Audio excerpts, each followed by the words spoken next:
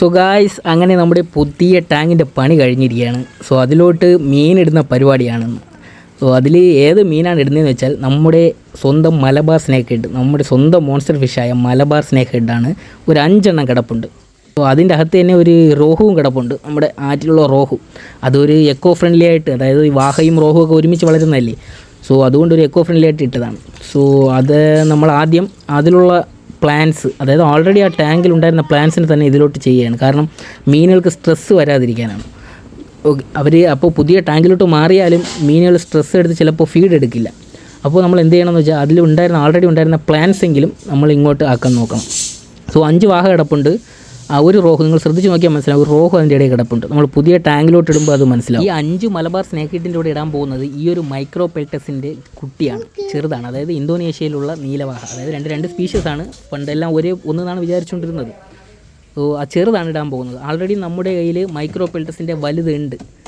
അതിടാൻ പറ്റത്തില്ല, കാരണം എങ്കിൽ കുറച്ച് ദിവസം കഴിയുമ്പോൾ ഇവർക്കൊക്കെ ഡേഞ്ചറാവും. അത് പെട്ടെന്ന് സൈസ് വയ്ക്കുന്നതാണ്. ഇതാണ് ആദ്യം വാങ്ങിയ മൈക്രോ പെൽറ്റസിൻ്റെ വലുത്. ഇതിന് അവരുടെ കൂട്ടത്തിൽ ഇടാൻ പറ്റത്തില്ല. അതുകൊണ്ട് നമ്മൾ ചെറുതാണ് ഇവരുടെ കൂട്ടത്തിൽ ഇടാൻ പോകുന്നത്. അപ്പോൾ ഇതിൻ്റെ അകത്ത് ഇടാൻ പോകുന്നത് 5 നീലവാഹയും, അതായത് നമ്മുടെ മലബാർ സ്നേക്ക് ഹെഡും, ഒരു റോഹുവും, പിന്നെ ഒരു മൈക്രോ പെൽറ്റസിൻ്റെ ചെറുതും. സോ നമ്മുടെ വെള്ളം ഏകദേശം ഫില്ലായി. ഇതാണ് നമ്മൾ കറക്റ്റ് സൈസ് വെള്ളത്തിന്. അപ്പോൾ നമുക്ക് നേരെ മീൻ ഇടുന്ന ചടങ്ങിലോട്ട് കിടക്കാം. കാരണം ഈ വെള്ളം കുറച്ച് വെച്ചിരിക്കുന്നതെന്ന് വെച്ചാൽ ഇത് ടോപ്പിൽ നിന്ന് എയർ എടുക്കുന്നതാണ്. സോ അതുകൊണ്ട് വെള്ളം മാക്സിമം കുറച്ച് വെക്കുന്നതായിരിക്കും അത് മീനിന് നല്ലത്, ടോപ്പിൽ നിന്ന് എയർ എടുക്കാൻ കണക്കിന്.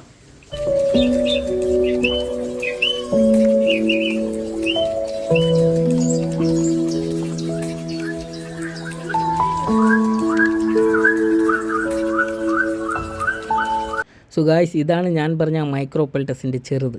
അത് ഞാൻ വീഡിയോയിൽ ആദ്യം കാണിച്ച വലുതല്ല, അതിൻ്റെ ചെറുതാണ്. ഓക്കെ, ഡിഫറെൻറ്റ് കളറായിരിക്കും, കാരണം അത് രണ്ട് കൊറിയറിൽ വാങ്ങിയതാണ്. സോ അതിനെ ഇട്ടിട്ടുണ്ട്. അപ്പോൾ നിങ്ങൾക്ക് അതിൻ്റെ ഡിഫറൻസ് കണ്ടാൽ മനസ്സിലാവും. അതായത് നമ്മുടെ വാഹയിൽ 2 വരയുണ്ട്.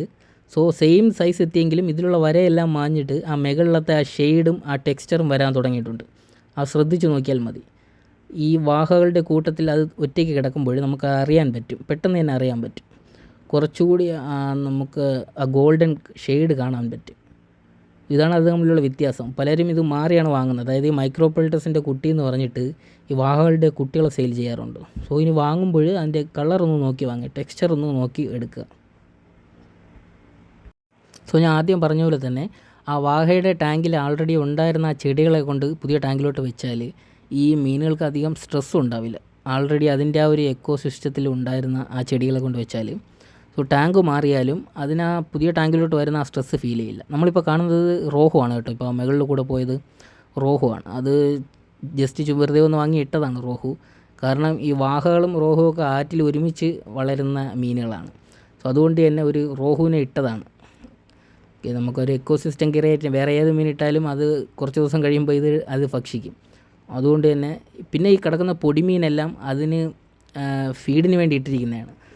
ഈ മീനുകൾ അത് ഫീഡ് എപ്പോഴും എടുക്കത്തില്ല. അത് വിശക്കുമ്പോൾ മാത്രമേ ഫീഡ് എടുക്കുള്ളൂ. ബാക്കി എപ്പോഴും ആ മീനുകൾ അതിൽ തന്നെ കിടക്കും.